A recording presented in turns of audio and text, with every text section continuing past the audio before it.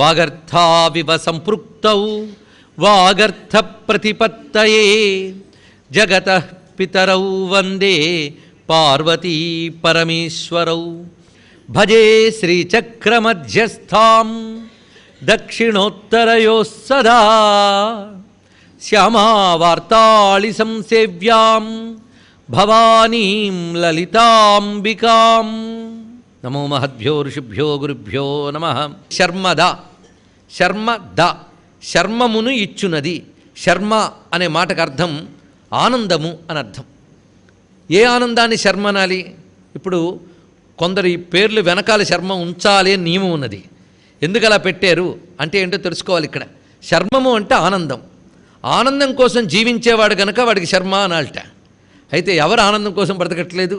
అక్కడే ఎందుకు అలా పెట్టారు అంటే ఐహిక విషయాల కోసము కాకుండా పారమార్థికమైన జ్ఞానానందం కోసం ఎవరు జీవిస్తారో వారికే శర్మ శబ్దం తగిలించాలని చెప్పారు. ఇక్కడ ఆ పేరుతోనే చెప్తోంది, నాకు ఐహిక సుఖాల కోసం కాదు, నా యొక్క లక్ష్యం ఏంటి?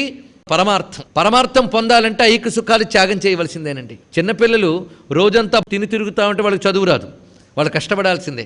అలాగే పరబ్రహ్మం పొందాలి అంటే మాత్రం ఇహ క్లేశాయ తపసే ప్రేత్యత్వనుపమం సుఖం అని చెప్తున్న శాస్త్రం. అంటే ఇహ క్లేశాయ తపసే, ఇహ జీవితంలో తపస్సుతో క్లేశపడాలి, శరీరాన్ని క్లేశపరచుకోవాలి. ప్రేత్యత్వనుపమం సుఖం, ఆ పరమార్థమైన జ్ఞానానందాన్ని సంపాదించాలి. అది జ్ఞానానందమే శర్మ అని చెప్పబడుతున్నది. అందుకు శర్మద అంటే ఆ జ్ఞానానందమును ఇచ్చునది అని అర్థం. ఇక్కడ మొదట మనం చెప్పుకున్నది వైదిక జీవనం గడిపే వారిని శర్మ అని ఎందుకు అనాలంటే వారు పరమార్థ సుఖం కోసం ఐహిక సుఖముల్ని త్యాగం చేసేటువంటి స్థితిలో ఉంటారు కనుక వారికి ఆ పదం చెప్పాం. కానీ శర్మ అందరికీ కావాల్సిందే. అంటే జ్ఞానానందమే జీవితానికి లక్ష్యము, అది ఇవ్వగలిగే తల్లి ఆవిడ. అందుకే శర్మం అనగా ఐహిక సుఖము కాదు, జ్ఞానానందము. ఆ జ్ఞానానందమును ఇచ్చున్నది తల్లి, అందుకే శర్మదా. శంభుమోహిని. ఇప్పుడు ఈ శంభుమోహిని శబ్దం చాలా విశిష్టమైనటువంటి ఒక నామం. ఇది అమ్మవారు శంభుమోహినిట. దీనికి రెండు రకాల అర్థాలు చెప్పుకోవాలి. శివుని మోహింపజేసినటువంటి తల్లి, ఎందుకంటే పరమాత్మని ఎవరు మోహింపజేయలేరు, ఆయన మోహాతీతుడు. అందుకు పరమాత్మని సైతం మోహింపజేయగలిగే శక్తి ప్రపంచంలో ఎవ్వరికీ లేదుట, ఆవిడికి తప్ప. ఈశ్వరుని మోహింపజేయగలిగే శక్తి ఆవిడ మాత్రమే. లోకాన్ని మోహింపజేయడానికి ఒకడున్నాడు, వాడి పేరు మన్మధుడు. వాడు లోకంలో అందరినీ మోహింపజేశాడు. లోకంలో అంటే భూలోకంలోనే కాదు, స్వర్గంలో ఉన్న ఇంద్రుణ్ణి, బ్రహ్మగారిని, సమస్త దేవతలను కూడా మోహింపజేయగలిగిన వాడి పేరు కాముడు. ఈ అందరినో గొప్ప గొప్ప ఘనుల్నే మోహింపజేశాను కదా, ఈయన్ను కూడా మోహింపజేయగలనేమో అని గర్వంతో వెళ్ళాడు. ఏమయ్యాడు? తగలడ్డాడు, మొత్తం దగ్ధమైపోయాడు. ఈయన మోహింపజేయలేకపోయాడు. ప్రపంచాన్ని మోహింపజేయగలిగే 5 బాణములు ఆయన ముందు వ్యర్థమైపోయాయి. కానీ అలాగని పరమేశ్వరుడు మన్మథుడిని దహనం చేశాడు, కానీ అమ్మవారిని చేపట్టడం మానేశాడా? ఇంతకీ మన్మథుడి ప్రయత్నం ఏంటి? అమ్మవారిపై అయ్యవారికి మనసు రావాలి, వివాహం చేయాలని. దానికోసం చాలా కష్టపడ్డాడు ఆయన. కానీ ఆయన కష్టమంతా వ్యర్థమైపోయింది, తగలబడ్డాడు. కానీ కష్టం వ్యర్థమైందా? మళ్ళీ అమ్మవారిని చేపట్టాడు కదా. అంటే మన్మథుడు అనుకున్నది మాత్రం జరిగిపోయింది, కానీ మన్మథుడి వల్ల జరగలేదు. అది ఎవరి వల్ల జరిగింది? ఆవిడ వల్ల జరిగింది. ఆవిడ అన్నది, నువ్వు లోకాన్ని మోహింపజేయడానికి వచ్చినవాడు, నువ్వు ఇద్దరి మధ్య మోహం సృష్టించాడు, నువ్వు పనికిరావు. ఎందుకంటే నేను విశ్వాన్నే మోహింపజేయగలిగిన ఆయన యొక్క శక్తిని.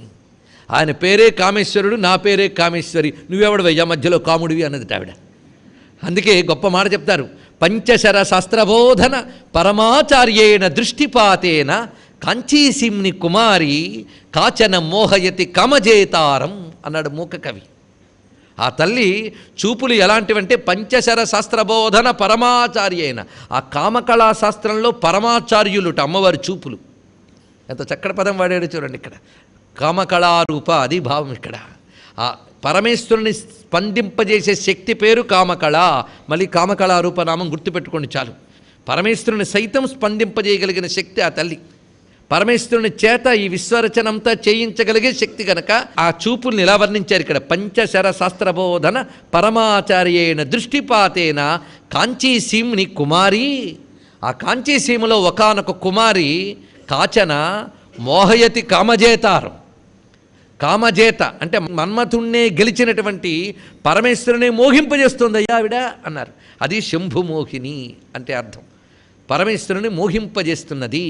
ఇదే మాట శంకరులు చెప్తారు. హరిస్త్వామారాధ్య ప్రణతజన సౌభాగ్యజననీ పురాణారీ భూత్వా పురరిపుమపి క్షోభమనయత్. విష్ణువు చాలా సాధన చేసేట అమ్మవారిని ఉపాసన చేశాడు.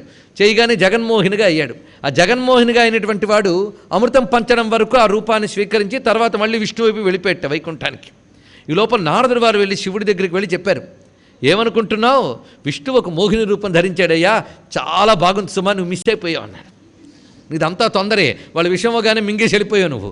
తర్వాత అమృతం పంచాడు వచ్చి అంటే, అయ్యయ్యో అమృతం అంటే నాకు అక్కర్లేదు, కానీ ఆ రూపం చాలా బాగుందని చెప్తున్నావు, ఒకసారి చూస్తే బాగుండని తిన్నగా వైకుంఠానికి వెళ్ళేట శివుడు. వెళ్ళినప్పుడు విష్ణువు చక్కగా స్వాగతం పలికాడు. ఏమిటయ్యా అంటే, నువ్వేదో మోహిని రూపం ధరించావుట, నాకు ఒకసారి చూపిస్తావా అన్నాడు. అదేదో రాక్షలను మోహించడానికి సరిపోయింది, కానీ నిన్ను మోహింపజేయాలంటే ఆ రూపం సరిపోదు అన్నట్ట. ఏమిటో నాకు చూడాలనుందన్నాడు. ఇది ఇప్పుడు వస్తానన్నట్ట, మరి కనబడలేదుట. ఎక్కడికి వెళ్ళాడా అని వెతుక్కుంటున్నాడు శివుడు. వెళుతూ ఉంటే వైకుంఠంలో విరజానదీ తీరంలో ఒకానొక అద్భుతమైన ఉద్యానవనం. ఆ ఉద్యానవనంలోంచి ఒక పాట వినబడుతోందా.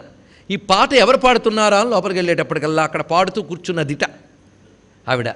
ఎలా ఉన్నది అంటే, సర్వారుణ అనవజ్జాంగి సర్వాభరణ భూషిత, ఈ శబ్దములే వర్ణిస్తాడండి అక్కడ బ్రహ్మాండ పురాణంలో. అవే శబ్దములు అంటే ఈవిడే అని చెప్పడం అనమాట. చూడగానే మోహితుడైపోయేట పరమేశ్వరుడు. ఏమిటి ఈ రూపము ధరించావా అంటే, ఇది నీకోసం స్పెషల్గా ధరించానన్నట్ట విష్ణువు.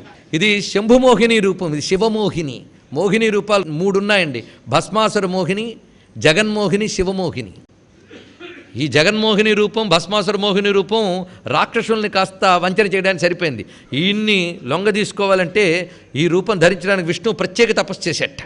ఈ తపస్సు చేసి అమ్మవారిని ఆరాధన చేశాడు. యా ఉమా సా స్వయం విష్ణు, అనేక మార్లు చెప్పుకున్న వైష్ణవి విష్ణు రూపిణి, ముకుంద ముక్తి నిలయ, గోప్త్రి గోవింద రూపిణి. అందుకే ఇద్దరిది ఒకటే లక్షణం కనుక సులభంగా చేయగలిగాడండి ఆ పని. యా ఉమా సా స్వయం విష్ణు అని శాస్త్రం చెప్తున్నటువంటి మాట. అందుకే సాక్షాత్తు శ్రీ విద్య విష్ణు విద్య గనక, అంటే విష్ణువు ఉపాసించినటువంటి విద్య గనక ఒక్కసారిగా తనలో దాగినటువంటి ఆ శ్రీతత్వాన్ని వెలికి తీసుకొచ్చి శ్రీమాతగా మారాడు, మోహింపజేశాడు పరమేశ్వరుని. ఆ గాథని ఇక్కడ వివరిస్తున్నాడు. శంభుమోహిని అనేటువంటి గాథలో కనబడుతున్నటువంటిది అశేష జనమోహినీం అరుణమాల్య భూషాంబరాం. అమ్మవారి మోహిని స్వరూపిణి. అందుకే ఆ మోహిని స్వరూపం ఇది మనకి బ్రహ్మాండ పురాణంలో అమ్మవారి యొక్క 3 రూపములు చెప్తారు. ఒకటి ప్రకృతి, రెండవది మోహిని, మూడవది భండాసుర సంహారం కోసం చిదగ్గిన కుండంలోంచి వచ్చిన లలిత. ఈ 3 శ్రీ విద్య యొక్క రూపములే. అందుకే శంభుమోహిని రూపం. ఇప్పటి వరకు శివుని మోహింపజేసింది అని అర్థంలో చెప్పుకున్నాం. ఇప్పుడు రెండవ అర్థంలో తీసుకున్నాం. శంభు మోహిని అంటే శివుని యొక్క మోహిని శక్తి అని అర్థంట. ఈ ప్రపంచమంతా మోహంలో పడి తిరుగుతోంది అంతే. ఆ మోహంలో ఎవరు పడేస్తున్నారంటే శివుని యొక్క మాయాశక్తి ఆ పనిచేస్తుంది. అందుకే మనకు పద్మపురాణంలో ఒక మాట ఉంది, మమ శాంభవీ మాయ అని ఒక మాట అంటాడు ఆయన. శాంభవీ మాయ, వైష్ణవి మాయ ఒకటి ఉందని చెప్తున్నారు, మళ్ళీ ఇదొక మాయ ఉందా? ఉన్న ఒక మాయతోనే ఇన్ని చిక్కులు ఉంటుంటే మరొక మాయ ఏమిటండి? శాంభవి మాయ అంటే వైష్ణవి మాయ అన్న శాంభవి మాయ అన్న ఒక్కటేనండి. ఉన్నది ఒకటే ఈశ్వరుడు, ఆయనకున్నది ఒకటే మాయాశక్తి. ఆ ఈశ్వరుని విష్ణు అంటే ఆ మాయాశక్తి పేరు వైష్ణవి, ఆ ఈశ్వరుని శంభు అంటే ఆ శక్తి పేరు శాంభవి, అంతే తేడా. కానీ ఉన్నది ఒకటే ఈశ్వరుడు, ఒకటే మాయాశక్తి. ఆ మాయాశక్తి ప్రపంచమంతా వ్యాపించిపోయింది గనక వైష్ణవి మాయ, అది శంభునిది గనక శాంభవి మాయ. మొత్తానికి ఒకటే. ఇన్ని మాయల్లో ఒకటే మాయ. ఎన్నో మాయలు అనుకుంటే అదొక మాయ. అందుకు మనం తెలుసుకోవాల్సింది ఆ శాంభవి మాయను ఒక్కసారి స్మరణ చేసుకోవాలి. అందుకే శంభుని యొక్క మాయాశక్తి శంభుమోహిని, ప్రపంచాన్ని మోహింపజేసే ఈశ్వరుని మాయాశక్తి. ఇది రెండవ అర్థం. 2 అర్థాలు మనకి గ్రాహ్యములే. అందుకే శంభుమోహిని, ధరాధరసుత, ధన్య, ధర్మిణి, ధర్మవర్ధిని. ఇది ధకారనామం. అంటే ధకారం అనే మంత్రం ఇందులో కనిపిస్తోంది మనకి. అయితే చాలా వ్యాఖ్యానాల్లో ధర, ధరసుత అని 2 చేశారు. ధర అంటే భూదేవి అని, ధరసుత అంటే ఇక్కడ చెప్పేటప్పుడు భూమి యొక్క పుత్రిక అని అర్థం. అంటే సీతాదేవి రూపంతో ఉన్నటువంటిది అని అర్థాన్ని రచించారు. కానీ ఇది ఒక విధంగా బాగున్నా సీతాదేవి అమ్మవారి రూపమే. ఎందుకంటే సీతాదేవి సాక్షాత్ త్రిపుర సుందరియే, లలిత వేరు సీతమ్మ వేరు కాదు. ఇది తెలియాలి అంటే సీతని త్రిపుర సుందరిగా చెప్పి సుందరకాండ పారాయణ చేసే ఒక సంప్రదాయం ఉంది. అందుకే సుందరకాండ శ్రీ విద్యా స్వరూపం అయిపోతుంది. అక్కడ అంతా శ్రీ విద్యా రహస్యాలే అందులో కనబడతాయి. అదేమీ పొరపాటేం కాదు. మొత్తం 7 కాండలుగా రామాయణం ఉండడం, రామాయణం రామ రమణలంపట అవ్వడం, ఇందులో అంతరార్థాలు చాలా చాలా ఉన్నాయి. అందులో రామ అంటే సీత, రామ అంటే రాముడు, ఇద్దరు రామ రామ, కామ కామేశ్వరిలాగే మొత్తం అదే తత్వం. అందుకే సీతా త్రిపుర సుందరి అని మంత్రశాస్త్రంలో సీతా మంత్రానికి చెప్తూ ఇచ్ఛా జ్ఞాన క్రియాశక్తి త్రితయం యద్భావ సాధనం తద్బ్రహ్మసత్తా సామాన్యం సీతాతత్వముపాస్మహే. చూసారా, రామాయణంలో ఈ కోణాలతో చూస్తే చాలా చాలా ఉంటాయి. ఇలాంటి కోణాలతో రామకథని చెప్పినటువంటి రామాయణం కూడా లభ్యమవుతుందని చూసుకోవచ్చు మీరు. అయితే ఇక్కడ సీతాతత్వముపాస్మహే అని చెప్పేటప్పుడు సాక్షాత్తుగా సీతా త్రిపుర సుందరి అని సుందరకాండని న్యాసం చేసేటప్పుడు అస్య శ్రీ సుందరకాండ మహామంత్రస్య వాల్మీకి ఋషి అని ఒకచోట, శ్రీ రామచంద్రో ఋషి అని కూడా ఉన్నదండి. అనుష్టుప్ ఛంద శ్రీ సీతా మహాత్రిపుర సుందరి దేవత అని న్యాసం చేసుకుని సుందరకాండ పారాయణ ఉంది. హనుమాన్ దేవత అని న్యాసం చేసుకుని పారాయణం చేసే విధానం మరొకటి ఉంది. శ్రీ రామచంద్రో దేవత అని న్యాసం చేసుకునే విధానం ఇంకోటి ఉంది. 3 రకాల విధానాలు ఉన్నాయి. మొత్తానికి సీతమ్మ త్రిపుర సుందరి యొక్క స్వరూపమే. అందుకే సీతాదేవి మొత్తం ముగ్గురమ్మల్లో ఒకరు కాదుట, ముగ్గురమ్మలు ఒకరైన మహాలక్ష్మి. అది ఒక విశిష్టమైనటువంటి తత్వం. అందుకే మొత్తం రామాయణంలో సీతమ్మ యొక్క శక్తి చెప్పాలి అంటే మళ్ళీ మరొక రామాయణ ఉపన్యాసం చెప్పుకోవాల్సిందే. సీతాయాశ్చరితం మహత్ అనే పేరుతో చెప్పుకోవాల్సింది. అప్పుడంతా సీతమ్మ కథ బయటకు వస్తుంది. అదొక విశేషమైన అంశం. మొత్తానికి ధరసుత అనే మాటకి ఆ విధమైన అర్థాన్ని వ్యాఖ్యానించారు చాలామంది. కానీ పూర్వపాఠాల్లో మనకి కనిపిస్తున్నటువంటి నామం మాత్రం ధరాధరసుత. అందుకని ధర ఒక నామం, ధరసుత ఒక నామం కాదు, ధరాధరసుత అనే నామే మనకు కనబడుతోంది. ఇదే మనం పారాయణలో గ్రాహ్యంగా తీసుకోవచ్చు. ఇంత మాత్రం చేత సీతమ్మ నామం తీసివేసాం అనుకోవడానికి లేదు. ధరాధరసుత అనేదే గ్రాహ్యము. దీనికి ప్రమాణములు మనకు బాగా లభిస్తున్నాయి. అందుకే మనం సవరించి ఇచ్చిన సహస్రనామాల్లో ధరాధరసుత నామమే ఉన్నది, ధరసుత కాదు. ధరాధరసుత అన్ని విధాలా సరిపోతుంది. ఎందుకంటే ధరసుత అని అన్వయించడం కొంచెం క్లిష్టమే భాష తెలిసిన వారికి. కనుక ధరాధరసుత అన్ని విధాలుగా భూమిని ధరించున్నది అని పర్వతను భూధరము, ధరాధరము అంటే పర్వతం అని అర్థం. ధరాధరసుత అంటే పర్వతపుత్రిక అంటే ఎవరు? పార్వతీదేవి. అందుకే ఇందులో సందేహమేం లేదు. అయితే శైలేంద్రతనయ్య ఎలాగో అన్నారు కనుక మళ్ళీ ధరాధరసుత పునరుక్తి అవుతుందేమో అని తర్వాత వారు మార్చారేమో. అంతేగాని పూర్వపాఠమే గ్రాహ్యం. ధరాధరసుత అంటే పర్వతరాజపుత్రి, ఇది అర్థం. ధన్య, ఇప్పుడు ఈ మాట చాలా విశిష్టమైన మాట.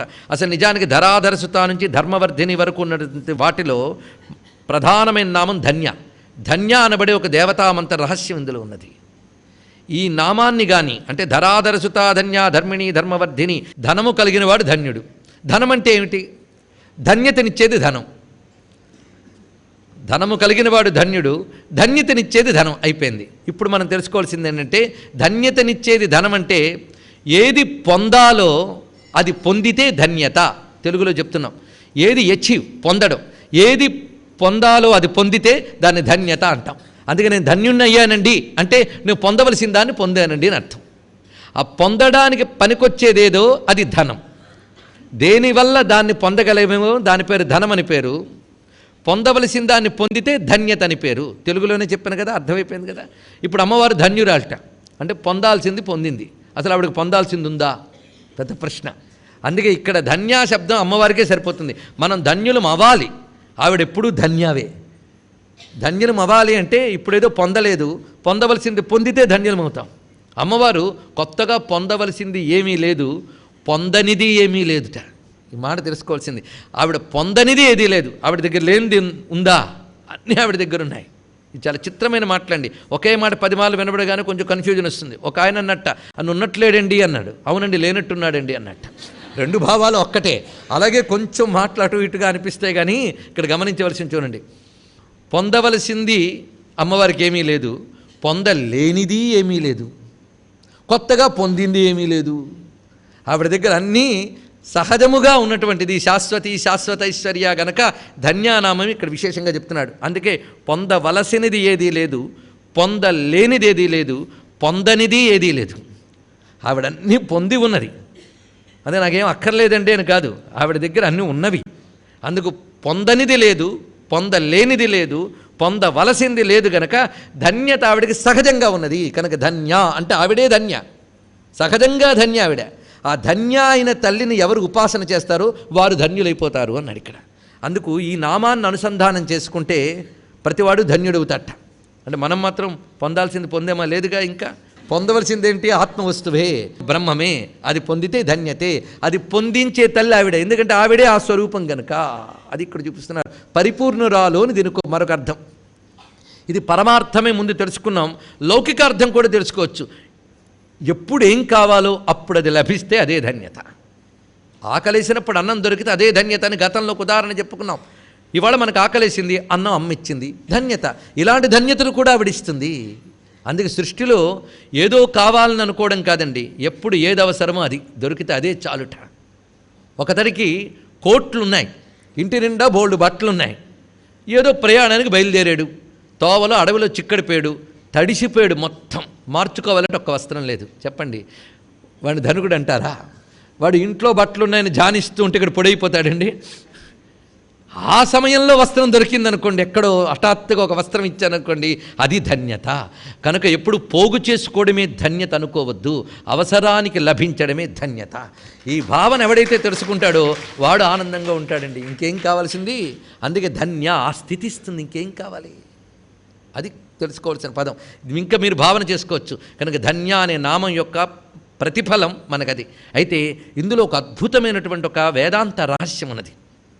చింతన అనేవి మొత్తం ఎన్ని రకాలుగా ఉంటాయంటే 4 రకాల చింతనలు ఉంటాయట. మరణకాలంలో ఏది చింతన చేస్తావో అదే ముఖ్యమన్నాడు. అక్కడ ఏది దొరికిందో అదే ధన్యత అండి. ఇది తెలుసుకోవాలి. ఇంత చేసావు, మరణకాలంలో ఏం చేసావు? బతుకంతా ఏవేవో చేసి చిట్ట చివరికి ఏది గుర్తొచ్చిందో అదే నువ్వు అయిపోతావు. అంతకాలేచ మామేవా స్మరణ్ ముక్త్వా కళేవరం యప్రయాతి సమద్భావం యాతి పార్థాను చింతయన్ని గీతలో స్వామి చెప్పలే? కాలేచ్చ అది మర్చిపోకూడదు. అంత్యకాలమునందు నన్ను తలంచిన వారు అన్నారు, కానీ అంత్యకాలమునందు కూడా చా శబ్దం మర్చిపోరాదు. అంత్యకాలమునందు కూడా నన్ను తలంచిన వారు నన్ను పొందుతున్నారు అన్నాడు. అంత్యకాలమునందు కూడా తీసేస్తే మహాప్రమాదం అండి. అంత్యకాలంలో చూసుకుందామని ఇప్పుడు అంతా చూస్తున్నాడు. వీడు అంత్యకాలం వీడికి తెలుసా?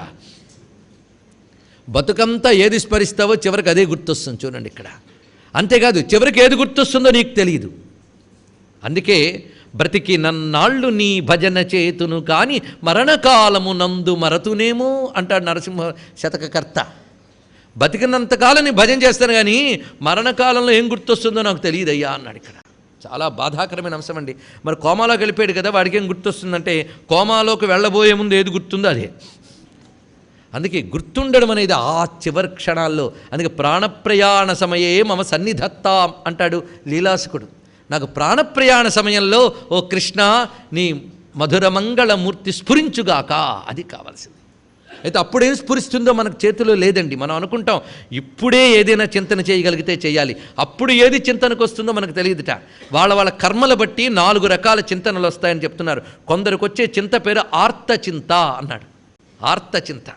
ఆర్తచింత అంటే ఇవి 2 రకాలు అన్నాడు. రజోగుణ తమోగుణ పూరితులకి 2 రకాల చింతనలు వస్తూ ఉంటాయట. ఆర్తచింత అంటే ఆ సమయంలో ఆస్తులు, ధనాలు, సంపదలు, అభిమానాలు, ప్రేమలు ఇవి కానీ గుర్తుకొస్తే దాని పేరు ఆర్తచింత అని. ఈ ఆర్తచింత ఎవరికి వస్తుందో వాళ్ళ తర్వాత జన్మలు ఏమిటో చెప్తున్నాడు. తిర్యక్ జన్మలు అన్నాడు ఇక్కడ. ఇవన్నీ శాస్త్రంలో ఉన్న విషయం తీసుకుని, దీని శ్లోకాలు చాలా ఉన్నాయి. మరి శ్లోకాలు చెప్పి గడబడి చేయకుండా విషయం మాత్రమే ఇక్కడ చెప్తున్నాం. కనుక మరణ సమయంలో కానీ సంపదలు, వస్తువులు, విషయములు, వ్యక్తులే కానీ గుర్తుకొస్తే తర్వాత గతి ఏమిటయ్యా అంటే తిర్యక్ జన్మలు. తిర్యక్ అంటే అడ్డంగా వెన్నుముకున్న జన్మలట. తిర్యక్ అంటే అడ్డంగా వెన్నుముకున్న వాళ్ళని తిర్యక్ అంటారు. మనకి నిలువు వెన్నుముక ఒక మానవులకు ఉన్నది, కోతికి కూడా ఉందండి. అంటే దానికి కొంచెం పూర్తిగా లేదు. మానవుడికి ఒక్కడికి. అందుకే వీడి జన్మ గొప్పదండి. ఆ జన్మ కూడా రాదుట ఇలాంటి చింతన చేసేవారికి. తర్వాత జన్మ ఏంటి? తిర్యక్ జన్మ. ఆర్తచింతలో ఒకటిది. రెండవది ఆర్తచింత ఏంటంటే మరణించేటప్పుడు భయపడ్డా, బాధపడ్డా, బెంగపడ్డా ఇలాంటి దుఃఖాలతో కానీ ఆ దుఃఖ చింతన, భయ చింతన తెచ్చుకుంటే దానికి ఆర్తచింతనే పేరు. కనుక విషయ చింతన, భయ చింతన, దుఃఖ చింతన ఈ మూడింటిని కలిపి ఆర్తచింత. ఈ ఆర్తచింత చేసేవారి యొక్క గతి అది అని చెప్పారు. రెండవది ఈ ఆర్తచింతలో ఈ దుఃఖము, భయం అని చెప్పామే, దానికి మరొక పేరు కూడా ఉంది, రౌద్రచింత అని. రౌద్రము అంటే బాధాకరమైన అంశములు చింతన చేయుట. కనుక విషయ వస్తు చింతన ఆర్తచింత, భయ దుఃఖ వస్తు చింతన రౌద్ర చింత. ఇక మూడవ చింత ఏమిటంటే ధన్యే దేవగతి శుభం. మూడవ గతి పేరు ధన్యగతి. ఇది చూపిస్తున్నాడు. ధన్యగతి. ధన్యగతి అంటే బ్రతుకంతా ఎవరిని ఉపాసించామో, ఎవరిని ఆరాధన చేస్తున్నామో ఆ దేవత స్ఫురణలోకి వస్తే ఆ చింత పేరు ధన్యచింత అన్నారు. ఇక్కడ ఇందాక చెప్పినటువంటి మొదటి రెండు చింతలకి, ఆర్తచింతకి రౌద్రచింతకి ఫలితం ఏమిటి? తిర్యక్ జన్మలే. ధన్యచింతకి ఫలితం ఏంటో చెప్తున్నాడు. ధన్యే దేవగతి శుభ అన్నాడు. ఇక్కడ ధన్యచింతన చేస్తే ఏ దేవతను మనకి ఆ సమయంలో గుర్తుకొస్తుందో ఆ దేవత యొక్క లోకానికి చేరుకుంటాం. అయితే అది గుర్తొస్తున్న గ్యారంటీ ఉందా? బ్రతుకంతా మనం తపన పడితే దానికి కరుణించి ఆ తల్లి ఆ సమయంలో ఆ గుర్తు ఇస్తుంది. ఇది ధన్య అనే నామంలో గ్రహించవలసినటువంటి గొప్ప అర్థము. తన భక్తుడికి మరణకాలంలో తనను గుర్తు చేసే తల్లి, ఇది ధన్యానామానికి. ఇకపై ధన్య చదివినప్పుడు ఒక్కసారి ఈ భావం తెచ్చుకుంటే, అమ్మా ఆ పని చేయమ్మా, గుర్తు చేయి తల్లి అని ఒక్కసారి అంటే అప్పుడు అడిగేవి కదరా అని తప్పకుండా గుర్తు చేస్తుంది. అందుకే ధరాధర సుత ధన్యా ధర్మిణి ధర్మవర్ధిని. ఇది గొప్ప మాట. ఇంకో చింత ఉందట, శుక్ల చింత అని చెప్పాడు. ఇది అంత తేలిక కాదట. శుక్ల చింత అంటే మరణ సమయంలో ఇంకా దేవతాభావం కానీ దేహభావం కానీ ఏమీ ఉండదు. సర్వవ్యాపకమైన అఖండమైన బ్రహ్మభావనతో తాదాత్మ్యం చెందుట జీవన్ముక్త స్థితి. ఇది వాడిది శుక్ల చింత అని అంటారు.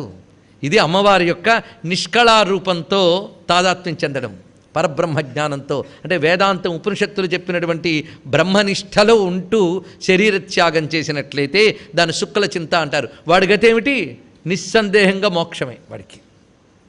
ధన్యచింతలో సాలోక్యం ఉంటుంది, శుక్ల చింతలో సాయుధ్యం ఉంటుంది. రెండూ గొప్పవే. మొత్తానికి అమ్మవారిని ఆశ్రయం చేస్తే ఇప్పుడు ధన్యచింతనిచ్చిన ఆ దివ్యమైన మణిద్వీపానికి చేరితే అక్కడ కొంతకాలానికి మోక్షాన్ని, సాయుధ్య మోక్షాన్ని కూడా ఇస్తుంది. అందుకే ధన్య అనే మాటలో ఇంత విశేషమైన భావన ఉన్నది. తన భక్తులకి ధన్యచింతనని ఇచ్చే తల్లి. అంతేగాని ఇంకా ఆర్తచింత రౌద్రచింత మర్చిపోదామా? అప్పుడు అవి రావు మనకి. ఎందుకు? అమ్మను ఆశ్రయించాం అంతే. అందుకు ఆ సమయంలో ఏది గుర్తొచ్చింది? ఒక ఆయనకు పాపం మరణ సమయంలో చాలా యాతన పడుతున్నట్ట. యాతన పడుతుంటే ఏదో చెప్పదలుచుకుంటున్నాడు, నోరు మాత్రం మాట బయటికి రావట్లేదు.